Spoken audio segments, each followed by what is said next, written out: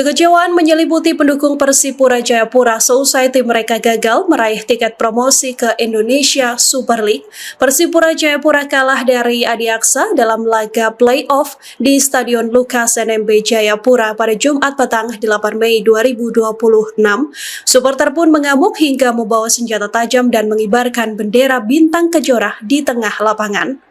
Sesaat setelah peluit panjang dibunyikan, ratusan supporter turun ke lapangan sambil mengarak bendera bintang kejora. Aksi tersebut diduga sebagai bentuk pelampiasan kekecewaan atas kekalahan yang dialami Persipura di laga penentuan tersebut. Selain mengarak bendera, sejumlah supporter juga terlihat menyalakan petasan di area stadion. Situasi sempat dipenuhi luapan emosi para pendukung yang kecewa atas hasil akhir pertandingan. Suara ledakan petasan juga terus menggema hingga asap membumbung tinggi. Sorakan demi sorakan terdengar dari supporter baik yang ada di tribun penonton maupun yang berada di tengah lapangan. Dalam laga hidup mati ini, Persipura harus rela mengakui keunggulan Adiaksa lewat gol tunggal Adilson. Gol tersebut memupus harapan sekitar 32.000 pendukung yang memadati Stadion Lukas NMB. Kekalahan ini membuat skuad asuhan Rahmat Darmawan kembali gagal tampil di kasta tertinggi sepak bola Indonesia.